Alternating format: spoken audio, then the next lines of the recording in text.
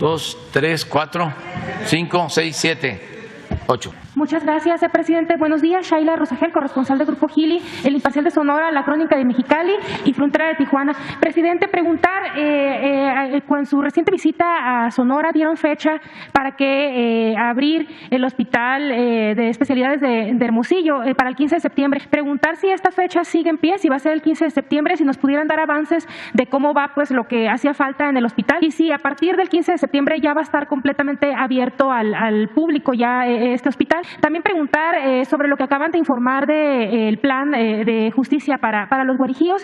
En lo que respecta al hospital de Álamos, si ya tienen la inversión que se va a destinar para este hospital, para mejorar este hospital, cuántos especialistas se van a contratar para este hospital, porque ni siquiera hay pediatra, ¿no? En Álamos, si tiene pensado llevar equipos, por ejemplo, para atender a infartados, todo esto.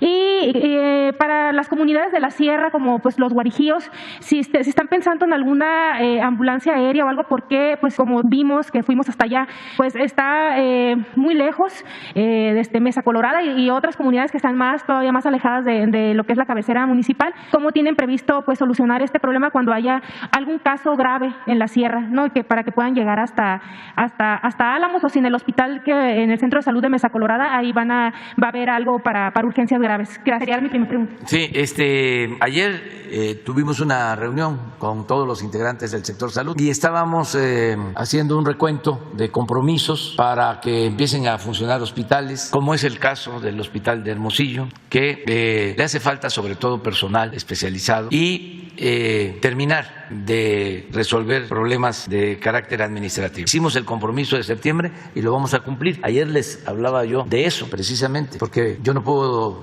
quedar mal. Desde luego es la atención médica a la gente, pero si voy y digo en septiembre va a estar funcionando, pues no es de echarle la culpa a nadie, que porque las autoridades que se fueron no compraron los equipos o no fueron buenos administradores, lo que sea. Tenemos nosotros que cumplir y eso se los planteé ayer, como el hospital de Ciudad Juárez, que hicimos el compromiso de terminarlo porque se lo inauguraron prácticamente en obra negra, fue pura escenografía cuando estaba el señor Duarte, pero ¿cuánto tiempo ha pasado desde entonces? Y tenemos el compromiso. Y lo mismo el hospital de Ticul en Yucatán, que también lo dejaron en obra negra, y otros en Oaxaca, que yo creo que es el estado de todos en donde más hospitales inconclusos quedaron, alrededor de 50, porque era una forma de robarse el dinero. Se entregaba el dinero y se decía vamos a hacer un hospital, y así justificaban el gasto. No lo terminaban, se quedaban con los moches, las extorsiones, el contratista no cumplía porque ya había pagado el soborno, y luego, aunque lo terminaran, no tomaban en cuenta que un hospital requiere inversión para operar. Si cuesta la obra física, la obra civil, 1,000 millones, se requieren otros 1,000 millones al año para operar, para el pago del personal, para los equipos, para las medicinas, y eso ya no lo tomaban en cuenta. Era una forma pues de robarse el dinero, por eso el tiradero por todos lados. Entonces eso pues se está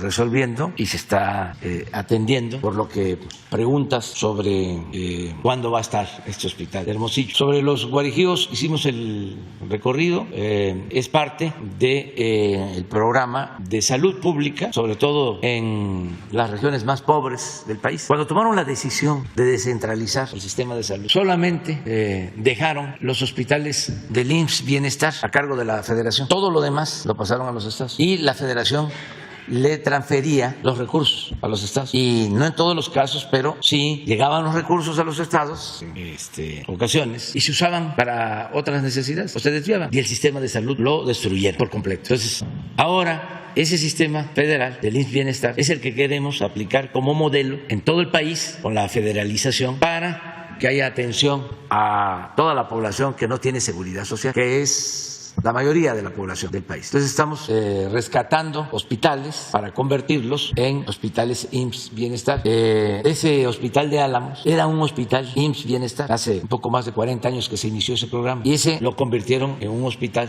de salud manejado por el Estado, y está como los hospitales de salud en general abandonado, y ahora va a volver a ser un hospital del IMSS Bienestar, y esto requiere, desde luego ya se está haciendo, pues de equiparlo, de que se tengan todos los especialistas. Vamos a tener el problema, ya empezamos martes. Por eso todos los martes vamos a estar informando, a levantar el sistema de salud. Y el compromiso es que antes de que termine nuestro gobierno vamos a tener un sistema de salud de primer orden, como lo merece la gente. Pero no es fácil, es todo un desafío, porque a diferencia de lo que opinan los expertos al servicio de la mafia conservadora, el modelo neoliberal que impusieron para robar destruyó el sistema de salud. Y no solo eso, nos dejó sin médicos. No hay en México los médicos que necesitamos. No tenemos en México los especialistas que necesitamos. El periodo neoliberal fue un retroceso, fue un rotundo fracaso, porque apostaron a privatizar la salud, a que hubiesen hospitales de especialidades con los mejores médicos, con la mejor tecnología en las grandes ciudades, hospitales en donde el que llega ahí,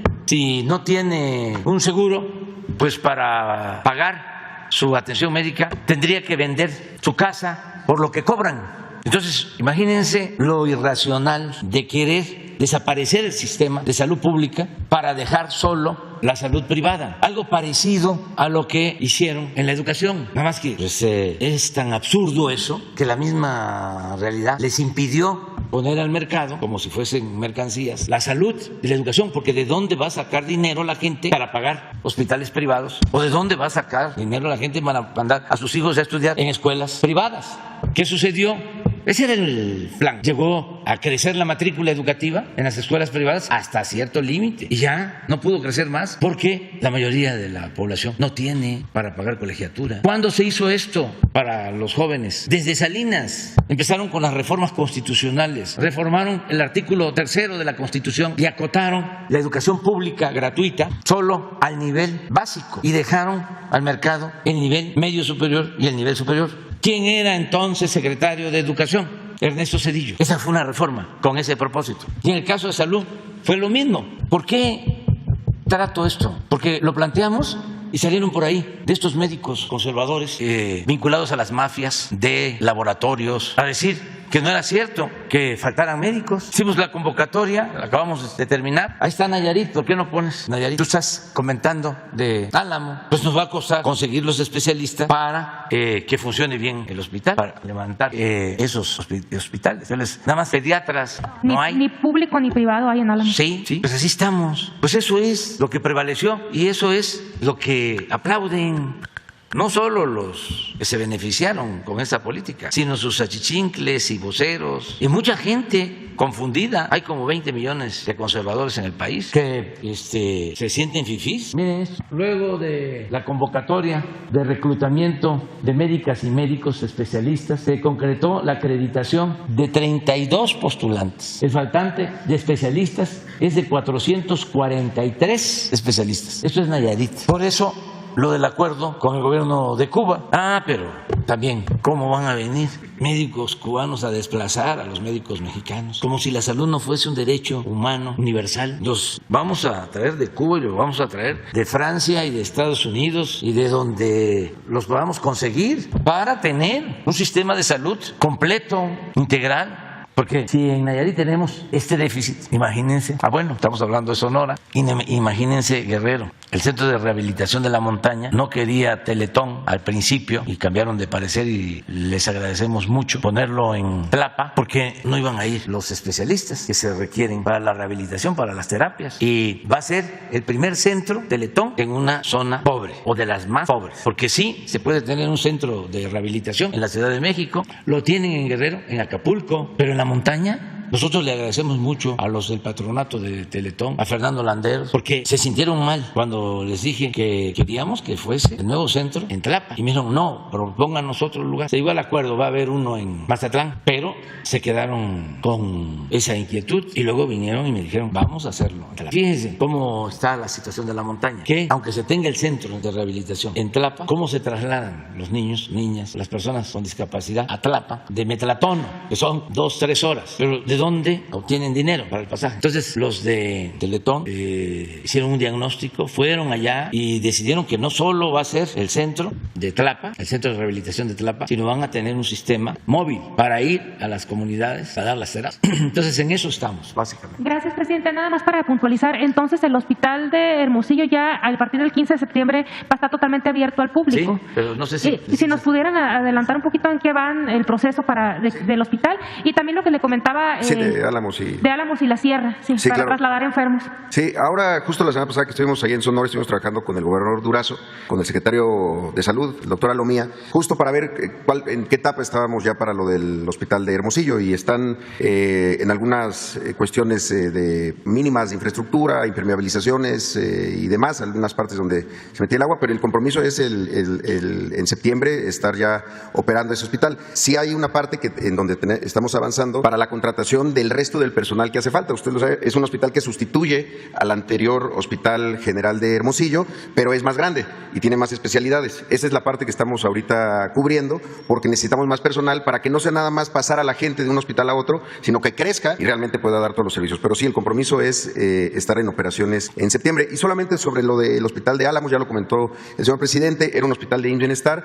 Tenemos ya no solamente el levantamiento de qué se necesita en equipo, qué se necesita en infraestructura, también es mínimo, pero se necesita. Les pongo un ejemplo, ahí estaban las residencias, ahora las utilizan de bodega, porque las residencias para los médicos especialistas que están haciendo su rotación de campo, de las especialidades troncales, pues necesitan dónde estar, dónde vivir. Y el tema del albergue, un albergue, ese era privado, incluso estamos buscando a los propietarios para poder pedirles la donación y ya operarlo desde IMSS Bienestar. Además de eso, lo más importante es efectivamente el personal. Hay solamente 2 médicos, ginecólogo y una parte de anestesia, y además con médicos generales, pero solamente en el turno matutino. En la tarde todas las urgencias es con médicos generales, que a veces pueden resolver y hacen su trabajo, pero hay cosas que quedan fuera de sus manos. Entonces es cubrir en todos los turnos, como un hospital de IMSS Bienestar que va a ser, ya en en ginecología, pediatría, cirugía, anestesia, urgencias y medicina familiar y medicina interna. Y por último, efectivamente, uno de los principales problemas del pueblo guarijío pues es la lejanía y lo inaccesible que es esa parte del estado. Si uno lo ve en el mapa, pues dice que de Álamos a Mesa Colorada son 84 kilómetros, y entonces si uno va a 84 kilómetros por hora es 1 hora, pero son casi 5 horas por carretera. Entonces, uno de los principales problemas es la falta de comunicación. En Oaxaca estamos trabajando con estrategia digital de presidencia, instalando antenas en las unidades médicas rurales. Lo mismo vamos a hacer allá, para que entonces lo podamos conectar al Centro de Regulación de Urgencias Médicas. Hay urgencias que, teniendo ya la ambulancia, pueden hacerse en ese traslado, pero hay otras urgencias que requieren de un traslado aéreo, porque tienen ya cuestión de horas para salvarle la vida a una persona. Pero lo primero era conectarlas, por eso estamos instalando esta antena para que puedan dar a conocer al Hospital de Álamos o incluso al CRUM de Sonora, al Centro de Urgencias, que tienen una necesidad. Y solo por último, lo que se comentaba, estamos en el proceso, junto con toda la Secretaría de Salud, para que todos los hospitales de bienestar tengan el servicio de trombolisis. Es el tema de código infarto. Es decir, que una persona que acude a un hospital, que no necesariamente tiene cardiólogo, pero sí tiene un personal capacitado de médicos que pueden llevar a cabo este procedimiento de la trombolisis, que ayuda a que esa persona pueda ser transferida a un hospital de mayor especialidad y ser atendido. Tenemos incluso una fecha, el 18 de julio, como compromiso para que todos los hospitales ya tengan los medicamentos y capacitado al personal para ofrecer esto que tiene que ver con el código infarto. Gracias, presidente. Sí, del hospital de Juárez, ustedes conocen la situación. Era un hospital de salud que se empezó a hacer, se inauguró incluso. Lo que nosotros hemos estado trabajando y no hemos parado fue, primero, como era parte de todo este polígono donde estaba el galgódromo, la primera etapa era resolver la propiedad. Hasta hace muy poco, hace 6 meses, se terminó de resolver toda la parte jurídica para recibir el terreno y poder intervenir. Ya concluimos el proyecto y justamente acabamos de hacer una serie de modificaciones para que el hospital ya empiece la construcción con el proyecto ejecutivo que tenemos. Había una decisión que tomar que tenía que ver con esa estructura, que en realidad uno lo ve por fuera y pareciera que está terminado. Es una estructura metálica cubierta, digamos, por fuera, pero no tiene nada por dentro. Y se hizo un estudio para resolver si lo mejor era mantener esa estructura y sobre esa construir o empezar de cero. Se verificó que sí se podía construir utilizando la parte que llaman centro oncológico, que no era un centro oncológico, no era nada en realidad, para poderlo hacer todo en esa parte baja. Y en el caso de Ticul también era una APP que se había hecho en un gobierno del Estado, se emproblemó con la empresa, se detuvo, se resolvió también la parte jurídica que tenían con esa empresa y ya estamos nada más en espera de una serie de procedimientos con la Secretaría de Hacienda, porque ese hospital va a dar servicio a toda esa zona de Yucatán, pero no solamente en las especialidades troncales, sino también en la parte de rehabilitación. Hay una enorme necesidad en todo el país, también en Yucatán, para el tema de rehabilitación, terapia física y trauma y ortopedia. Entonces, se definió que la mejor vocación para ese lugar era esto. También hemos estado trabajando con el gobierno del Estado, hicieron ellos y ya nos entregaron un dictamen de protección civil que se tenía que tener también para ya poder iniciar. Gracias, presidente. En un segundo tema y ya último tema, preguntarle sobre su visita a Estados Unidos con el presidente Biden el 12 de julio. Si nos puede adelantar un poco el plan antiinflacionario que le va a presentar y también sobre este tema migratorio, si este va a ser uno o el principal tema después del inflacionario que va a tratar con el presidente, y si nos pudiera adelantar también un poco sobre esta agenda, qué día se va a ir a Estados Unidos, qué día se regresa, cómo va a ser ese 12 de julio allá en esta visita. Bueno, me voy un día antes, el día 11, la reunión es el 12, todavía está definiéndose la agenda conjuntamente. Hoy tengo una reunión con el embajador de Estados Unidos en México, se va a tratar sobre este asunto. Desde luego el tema migratorio es central, también lo que tiene que ver con la cooperación para enfrentar el problema inflacionario, cómo nos ayudamos mutuamente y otros temas que vamos a desarrollar. Una revisión de la necesidad de integrarnos. Hemos venido insistiendo en el apoyo a Centroamérica y también en que se incrementen las visas temporales de trabajo, que se ordene el flujo migratorio. Lo he planteado, no solo al presidente Biden, desde que estaba el presidente Trump, porque hay una realidad que a ellos les cuesta mucho trabajo aceptar, sobre todo por sus dogmas y su política antiinmigrantes. No tienen fuerza de trabajo, no hay fuerza de trabajo, ni en Estados Unidos ni en Canadá, para que puedan crecer y producir y no estar solo consumiendo lo que se produce en Asia, en China. Esa es una crisis evidente. Dispersan recursos después de la pandemia como nunca y crecen las importaciones de China. Se les llenan los puertos del Pacífico con mercancía de China. Electrodomésticos, que no podemos producir en América del Norte y en toda América, electrodomésticos. Se tienen que comprar en China, se tienen que comprar en Asia. Bueno, para eso se requiere fuerza de trabajo. Y si hay esta política de hacer un muro o de impedir por todos los medios que lleguen migrantes, yo creo que pues se debe de poner orden, tiene que haber legalidad, que no haya tráfico de personas, pero al mismo tiempo que haya opciones. Si no hay trabajo en el sur y ellos necesitan fuerza de trabajo, ¿por qué no llegar a acuerdos con gobiernos? Qué distinto es que alguien sepa que tiene una oportunidad, aunque sea temporal, de ir a Estados Unidos y que no tiene por qué correr todos los riesgos para llegar. Un programa ordenado de acuerdo a la demanda en Estados Unidos, en la agricultura, en la industria, en los servicios. No hay fuerza de trabajo.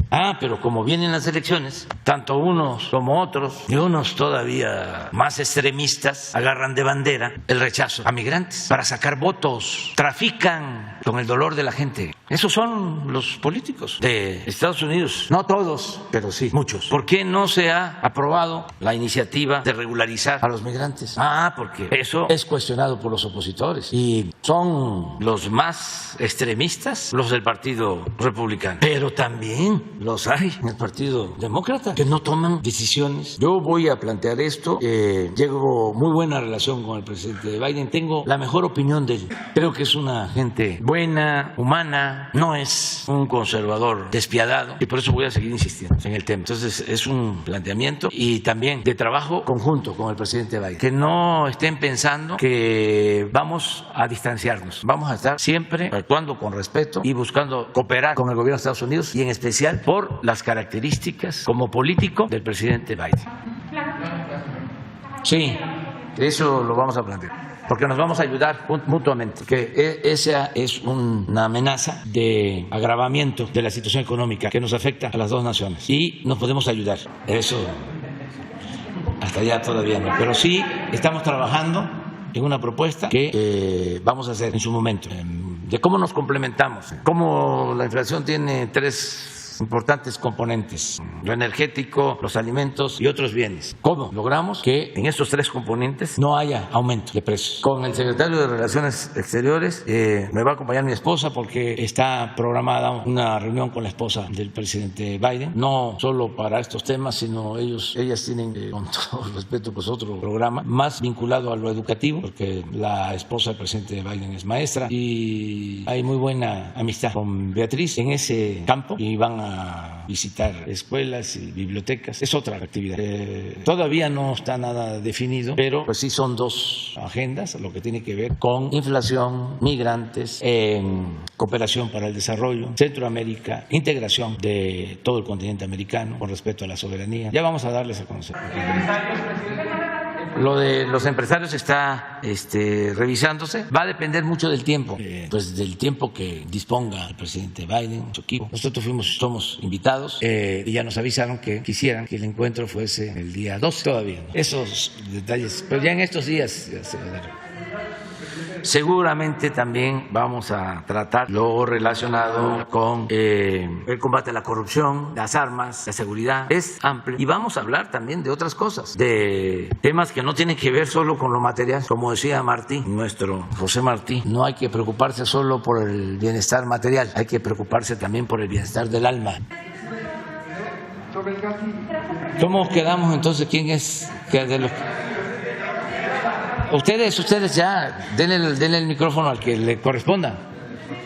¿A quién? Ya.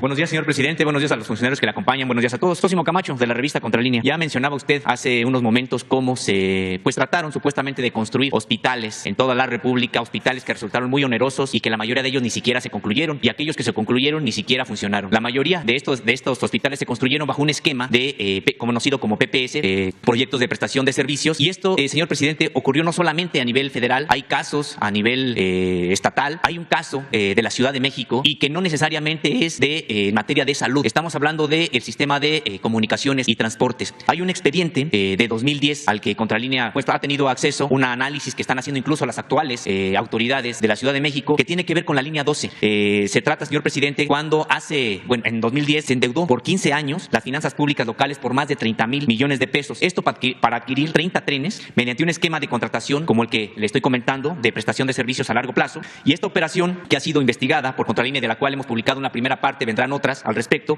fue planeada para disfrazar este endeudamiento exorbitante, pues la operación significó, por haberlo hecho mediante PPS, un sobreprecio del 200%. La operación debió de ser de 12,000 millones de pesos, y como se hizo bajo este esquema, el costo se elevó a más de 30,000 millones de pesos, y además se va a terminar de pagar hasta 2026, como decíamos, con un sobreprecio de 20,000 millones de pesos. Y bueno, quienes están involucrados precisamente en esta operación era el entonces jefe de gobierno, Marcelo Ebrard Casaubon, el director de finanzas, Mario Delgado, el subdirector general de administración del sistema de transporte colectivo Metro de entonces, Juan Carlos Mercado Sánchez, quien ahora además se desempeña como director general de bienes inmuebles y recursos materiales de la Secretaría de Relaciones Exteriores, y también el auditor general de entonces, José Antonio Domínguez Carballo, quien además hasta hace algunas semanas también trabajaba todavía en la Secretaría de Relaciones Exteriores. Nosotros, al tener acceso a este expediente, consultamos con varios abogados, y bueno, pues lo que nos señalan es de que se trata de un delito, de un presunto o un probable delito de desvío de recursos públicos, y que pues este enorme fraude que ha hecho un boquete a las finanzas públicas no ha prescrito, porque todavía se está pagando, se terminará precisamente de pagar hasta 2026. Y la pregunta, señor presidente, es, pues ¿qué opinión tiene usted de este expediente, de esta investigación que está realizándose en la Ciudad de México, toda vez que involucra a varios funcionarios que se encuentran hoy en el gobierno federal, particularmente en la Secretaría de Relaciones Exteriores? Bueno, aquí hay dos cosas. Una, de que esa era la práctica durante mucho tiempo. Desde Hacienda recomendaban a los gobiernos estatales ese mecanismo para hospitales, para carreteras, para reclusorios, para la construcción de edificios públicos. Era un mecanismo de financiamiento muy oneroso, porque cobraban de más en la construcción y luego cobraban de más en el financiamiento. Yo tengo el ejemplo de que construimos, cuando fui jefe de gobierno, el hospital de Iztapalapa, Belisario Domínguez, 350 millones de pesos, 150 camas, financiado de manera directa, como estamos haciendo todas las obras. Algunas, aclaro, hemos tenido que renegociar contratos de estos de APP, porque ya estaban firmados y lo que hemos logrado es una disminución. Bueno, renegociamos los contratos de los gasoductos, renegociamos contratos de mantenimiento de carreteras, también APPs, 10,000 millones de pesos al año para mantener 10 carreteras. ¿Saben cuánto es el presupuesto para el mantenimiento de 40,000 kilómetros de carreteras libres del gobierno federal? 10,000 millones. Y para 10 carreteras concesionadas con APPs, los compromisos que dejaron establecidos eran 10,000 millones. Hicimos una negociación, ahorramos 1,000 millones, que es el dinero que estamos utilizando para los caminos de mano de obra de la montaña de Guerrero, precisamente. En los reclusorios ahorramos 10,000 millones de pesos porque negociamos los contratos ya suscritos. En el caso de hospitales hemos logrado también reducir la cantidad, pero era la tónica, o sea, era la política que se seguía. Entonces, ya eso ya no se aplica. Les decía yo del hospital de Iztapalapa, 350 millones al año o a los 2 años construyen, pero ya con el sistema de APPs, el hospital de Zumpango, en el Estado de México, 7,000 millones de pesos. Está pagando todavía el gobierno del Estado de México como 200 millones de pesos al año, creo que por 20 o 25 años, para un hospital igual, de 350 millones a 7,000 millones. Entonces, ese era un mecanismo que se aplicaba. Estoy seguro que en el caso de los trenes, por lo que me estás planteando, pues Hacienda lo recomendó de esa manera y creo que la actual jefa de gobierno va a buscar una reestructuración de ese contrato. Señor presidente, y es que además de este mecanismo que se utilizó de PPS, incluso, por ejemplo, como un dato, se creó una empresa, Provetren, apenas 4 meses antes de que le dieran el contrato junto con CAF, con un capital de 50,000 pesos para manejar pues miles de millones de pesos que hasta la fecha, bueno, pues se le tienen que seguir pagando. Y recordar, señor presidente, que estos funcionarios fueron investigados, fueron inhabilitados y se les encontró responsables precisamente de la comisión de estas irregularidades. Sin embargo, prescribió la irregularidad, el probable delito, y por lo tanto quedaron, digamos que sin sanción, no porque hubieran resultado exonerados o inocentes de la investigación que se hizo, sino porque prescribió este probable delito. Y por eso la pregunta, señor presidente, sobre si no se tendría que revisar en la propia Secretaría de Relaciones Exteriores. Es que sería en todo el gobierno, era la política que había, todos, pero no solo los altos funcionarios públicos, empezando por los presidentes, porque ni modo que el presidente no sabía quién estuviese. Pero espérate, también hay que, ahora, esto es una recomendación fraterna, respetuosa, ¿no? Que no quiere,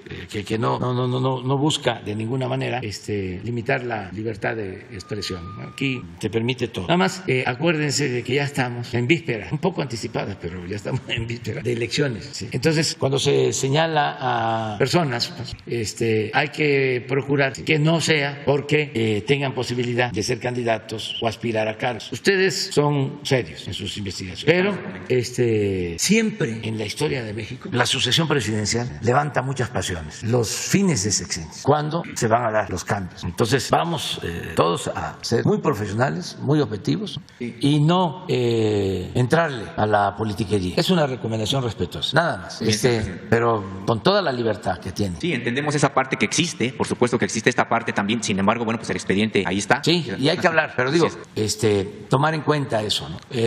Como se dice en la literatura, no hay texto sin contexto. Así es, señor presidente. En otro tema, señor presidente, bueno, hace algunas semanas el normalismo rural cumplió 100 años. 100 años de que, impulsadas por la Revolución Mexicana, generaron un modelo que hoy sigue vigente y que es prácticamente uno de los pocos modelos que ha generado el Estado mexicano, la sociedad mexicana en su conjunto. Un modelo que fue a contracorriente desde que dejó Lázaro Cárdenas la presidencia de la República. El presidente que más apoyó estas escuelas fue siempre ya contracorriente porque el modelo chocaba ya sobre todo con el modelo neoliberal, pues de manera frontal, en el sentido que mientras el modelo neoliberal considera que la educación es un servicio por el cual hay que pagar, las normales rurales, por el contrario, dicen la educación es un derecho y los estudiantes tienen que tener garantizadas becas, manutención, comedor, etcétera, para una formación integral. Realmente a contracorriente sobrevivieron con muchísimos trabajos en precariedad absoluta. Usted ha reivindicado varias veces el papel de las normales rurales, ha señalado la propia herencia que han tenido para la alfabetización del pueblo mexicano. Sin embargo, señor presidente, pues hoy, todavía en plena 4T, estudiantes tienen que movilizarse para que se publique la convocatoria de ingreso, para que se les respete el comedor, para que se les compre un camión. Es, por ejemplo, el caso de Teteles actualmente, quien precisamente, Teteles Puebla, por haberse movilizado, hoy enfrentan se han abierto 3 carpetas de investigación en contra de 44 estudiantes, la mayoría mujeres, 36 mujeres, y también se han abierto 24 procedimientos administrativos, precisamente a raíz de las movilizaciones que habían tenido. Está el caso también, por ejemplo, de Tiripetío, en Michoacán, donde aquí sí la mayoría de las carpetas abiertas, con más de 100 estudiantes procesados, provenían del sexenio anterior de Silvano Aureoles. Hoy tienen ya un diálogo abierto con el actual gobernador. Sin embargo, no ocurre así, por ejemplo, en Puebla, señor presidente, y pues preguntarle cuál es la opinión que tiene usted sobre este modelo educativo de las normales rurales y qué se va a hacer para evitar que en plena 4T estudiantes estén pasando lo que pasaban ya en los sexenios anteriores. Bueno, es que es un proceso.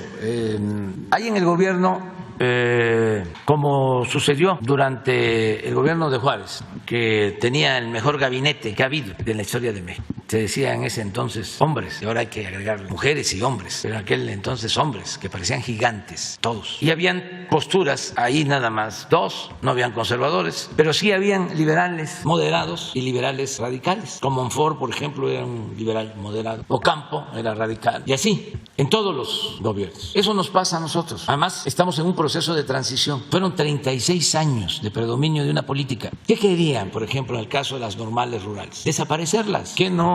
El señor Chong, siendo gobernador de Hidalgo, desapareció el Meshi y seguramente pues él, que venía de abajo, porque no era un aristócrata, pues lo pensó, porque ni modo que fuese tan insensible para no entender de que era la oportunidad que tenían los hijos de los campesinos, los hijos de los pobres, para poder tener una carrera, un trabajo, una profesión. Pero seguramente se lo ordenaron. Y como antes era el sí señor, ¿qué horas son las que usted quiera que sea, señor? La disciplina. Entonces, para poder escalar, se necesitaba decir sí a todo. Entonces, ese era el ambiente, pero eso tardó 36 años. Y por eso, ahora con la transformación, hay unos que están desconcertados. Imagínense cómo están los periodistas que vivían al amparo del régimen, o los jefes, que esto pues ha significado un cambio. Bueno, quedan todavía, porque es un proceso, el de la transformación, quedan polvos de aquellos lodos en nuestro gobierno. De hecho, esta criminalización de estudiantes ocurre mediante un gobierno pues que emanado del Movimiento de Regeneración Nacional allá en Puebla. Sí, quedan, pero vamos a seguir entre todos impulsando el cambio, a pesar de los obstáculos. ¿Y qué decirle a estas estudiantes que son mujeres, la mayoría que están precisamente que cuentan conmigo, que tienen el apoyo del presidente y que estoy a favor de las escuelas normales, rurales, y que estoy a favor de las becas y de los apoyos a los estudiantes pobres, porque yo recorro todo México y sé que los hijos de campesinos, para poder estudiar una carrera, la mayoría, los que tienen posibilidad, van a Chapingo, porque ahí tienen becas. Pero estoy hablando de hijos de campesinos de Oaxaca, de Guerrero, los muchachos desaparecidos de Ayotzinapa, puro hijo de campesino, pobre, de Guerrero, de Oaxaca y de otras partes. Entonces yo estoy con ellos, nada más que todavía hay esas inercias y tenemos que seguirlas haciendo a un lado y no rendirnos y seguir adelante. Y esas carpetas, quitarlas, y nada más que los jóvenes ayuden y que entiendan de que están abiertas las puertas, que hay diálogo, que parte de la nueva política educativa es que terminando la normal puedan tener entrada, su base, que no les falte. Esto me costó mucho al interior porque taladraron mucho la mente de quienes planteaban de que se podía contratar a cualquiera y no necesariamente maestros y desaparecer a las escuelas normales, porque además se consideraba de que eran escuelas en donde se creaba conciencia y que había que terminarlas. Yo pienso distinto, al contrario. Es una educación que se impuso conservadora. Ya no hablo de las universidades porque se enojan mucho, pero individualistas, aspiracionistas, no voltean a ver al desposeído, al pobre. Es superación personal. Entonces, yo estoy a favor del lema de la Universidad Autónoma de la Ciudad de México. Nada humano me es ajeno. Finalmente, señor presidente, hace algunas semanas también, el 25 de mayo, se cumplieron 15 años de la desaparición de 2 militantes del Ejército Popular Revolucionario. Como usted sabe, el 25 de mayo de aquel año, un escuadrón de fusileros con 37 soldados y un oficial que los comandaba cercó un hotel para detener a estos 2 militantes que estaban ahí desarmados en trabajos políticos y pacíficos en el marco de la entonces Asamblea Popular de los Pueblos de Oaxaca. Estos militantes del EPR fueron vistos precisamente por última vez por estos militares que se los llevaron y que entonces gobernaba Felipe Calderón quien no solamente pudo ser consultado, sino él pudo haber ordenado incluso que les ocurriría a estos militantes, en el sentido de que pues era un operativo que había involucrado incluso a cientos de policías también, además de los militares que rodearon ese pequeño, modesto hotel para detener a estos militantes, del cual la propia Secretaría de la Defensa Nacional pues ha reconocido que sí fue una partida de 37 militares quienes los detuvieron. Señor presidente, sin embargo, en ese entonces quien daba las órdenes y a quien le rendían cuentas era a Felipe Calderón. Hoy, señor presidente, a quien los militares le deben lealtad es a usted. Y quería yo preguntarle si es que hay la posibilidad de que se presente un informe de parte de la Secretaría de la Defensa Nacional sobre qué fue lo que ocurrió con estos militantes que fueron desaparecidos por sus convicciones políticas y que más allá de los delitos que pudieran haber cometido, pues tendrán que haber sido presentados ante las autoridades correspondientes y no estar desaparecidos como lo están desde hace 15 años. Bueno, está abierta ya una investigación. Se creó una comisión de la verdad para investigar delitos desde los años 90, no, desde el 65 hasta el 90. Por lo tanto, no. ¿Cuándo fue esto? En el 2000, fue en la sección de Felipe Calderón. Sí, pero está abierta la investigación, se creó ya esta comisión de la verdad. Yo te pediría que se lo des a conocer a Encinas, Alejandro Encinas, y ya hay la instrucción de que se abran todos los archivos de la Secretaría de la Defensa, de Marina, que se transparente todo. Acabamos de tener un acto en el campo militar número 1 y estuvieron familiares de víctimas de la guerra de ese entonces, guerra de exterminio por el autoritarismo del régimen, y hay colaboración tanto de la Secretaría de Marina como de la Secretaría de la Defensa. Ellos están ayudando, no se oculta absolutamente nada. Yo creo que en vez de debilitarse, estas instituciones se fortalecen si hay transparencia, si se reconocen excesos, errores, desapariciones. Yo sostengo que eran circunstancias, que eso no hay que perderlo de vista. No es lo mismo los 60 o los años 20 que lo que estamos viviendo ahora, y sin excusa tomar en cuenta de que los militares actuaban por órdenes de civiles. Y deberían saber qué hicieron con ellos. Sí, y hay responsabilidades de civiles, pero hay una línea de mando, eso tomarlo en cuenta. Yo siento que en la medida de que se transparenten todos estos hechos vergonzosos, va a emerger y se va a poder demostrar con más claridad la importancia que ha tenido el ejército mexicano, las Fuerzas Armadas, que han ayudado mucho. Yo defiendo a estas instituciones porque surgieron de un movimiento revolucionario, no son iguales que otros ejércitos, porque somos muy dados a encasillar, a decir militarismo es igual en todos lados. No, el ejército mexicano se forma, el actual ejército, después del golpe de Estado contra Francisco I. Madero, y es un ejército revolucionario, y los soldados son pueblo uniformado y han ayudado mucho. Incluso algo que se tiene que tomar en cuenta, es un ejército nacionalista.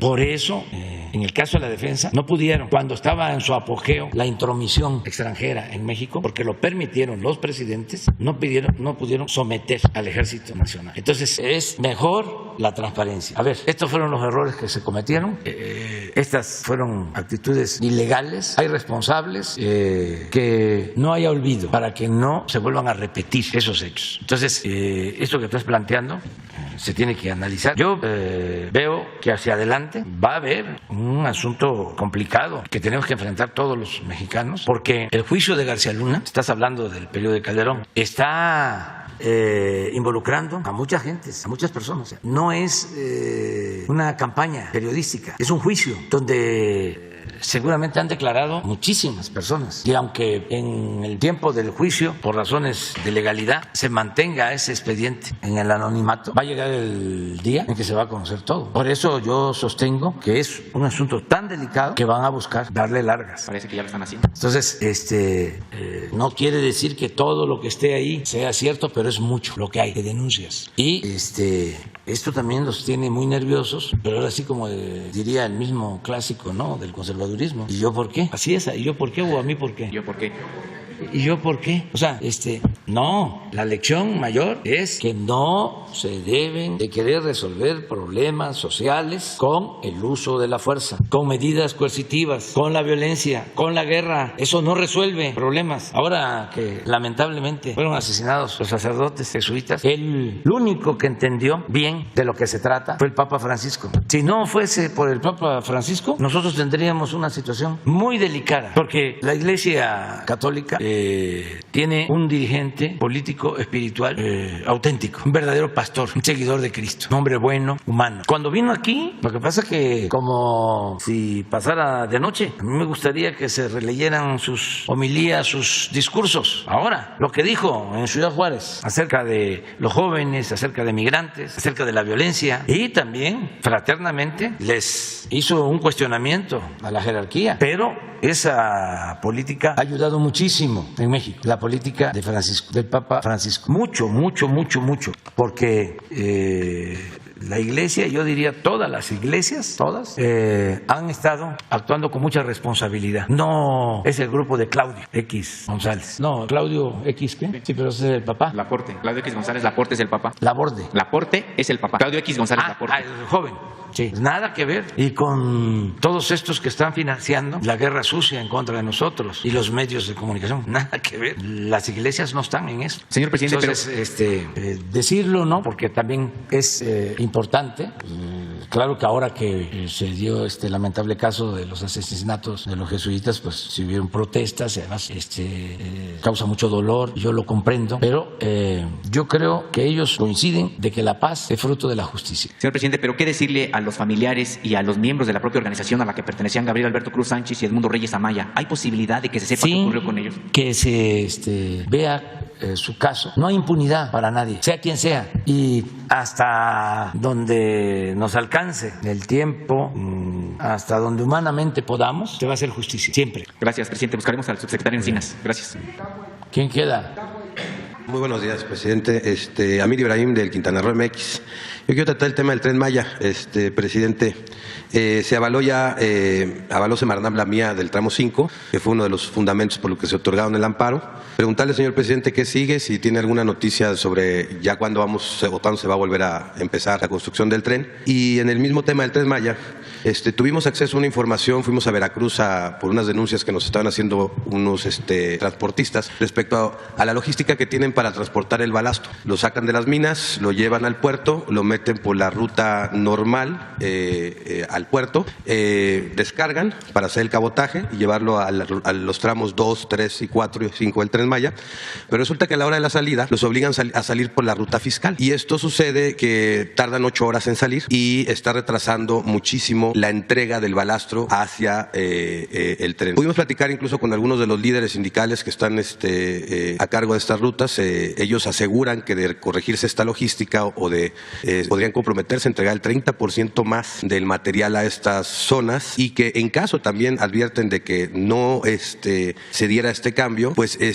los esfuerzos que se podían hacer no podían alcanzar las metas de entregar los 5 millones de balasto que se necesitan entregar en esas zonas, y que bueno, esta parte nosotros lo verificamos con nuestras cámaras, incluso pudimos accesar, lo vimos, tenemos fotos aéreas también del cómo se llama, de cómo se hace y pues es cabotaje. Ellos alegan que el cabotaje, presidente, no tiene por qué pasar por la ruta fiscal, porque eso es para los que sacan aduanas de manera internacional. Estos dos temas, estas dos preguntas y cuestionamientos no se sabía del Tren Maya, presidente. Sí, no, pues tú estás muy informado, o sea, además te agradecemos, porque es cierto lo que estás planteando. Necesitamos nosotros el balasto. Es interesante que la gente sepa que como es un tren para altas velocidades, todos los trenes necesitan fortaleza en las vías férreas. Pero este tren moderno se puede desplazar hasta en 160 kilómetros por hora. Entonces requiere de terraplenes, de lo que llaman subbalasto, que es una piedra dura, y requiere del balasto, que es una piedra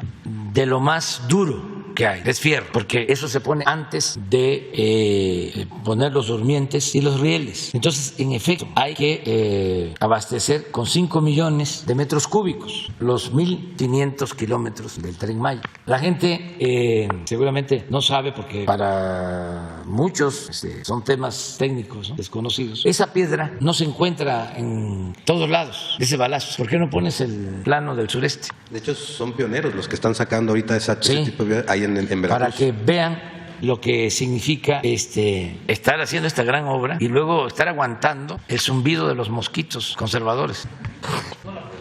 Aunque sea el plano de la República. Bueno, aquí no hay balazo, no existe esa piedra. Entonces hay que traerla.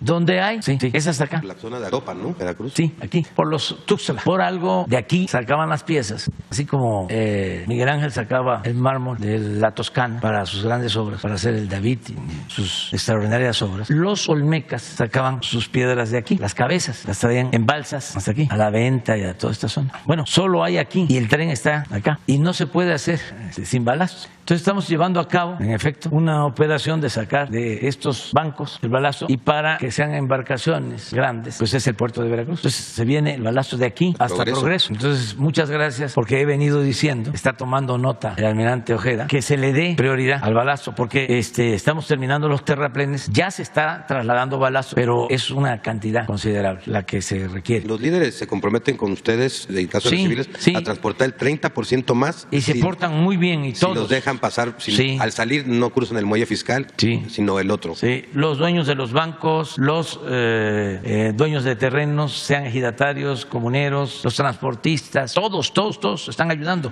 Acabamos de hacer una encuesta aquí, que tú conoces también, aquí donde nos tienen los amparos, aquí exactamente, aquí está el grupo Xcaret, Calica, Río Secreto.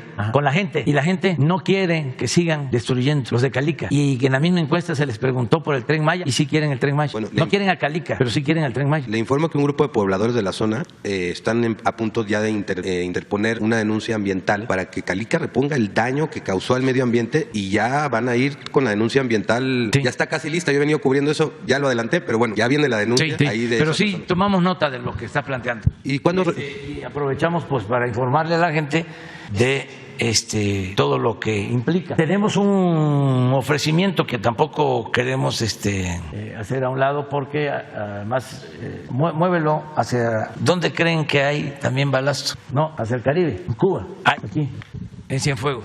Y es para traerlo acá. Si no tuviésemos el problema con Calica, el problema me refiero a que están destruyendo el territorio y no vamos a cambiar una cosa por otra, pues de aquí a aquí no tendríamos problema, porque este puerto de Calica tiene calado suficiente, tiene 12 metros, pero como tenemos aquí la denuncia porque están destruyendo, pues no podemos hacer trazo. Entonces,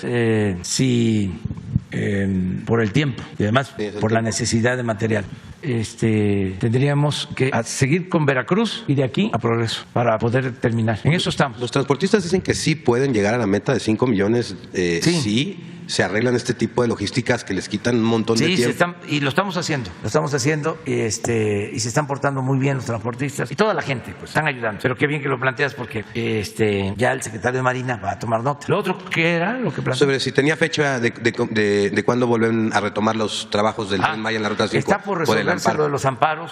No deben ya de demorar, no tienen razón de ser.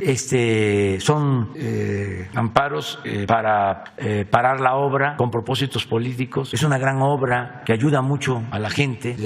Por eso el pueblo apoya al Tren Maya. La mayoría de la gente, los que están promoviendo los amparos, no son propietarios, no tienen ningún tipo de afectación. Se está cuidando el medio ambiente, no se está afectando cenotes, ríos subterráneos. Estamos cuidando el que no se destruya la naturaleza.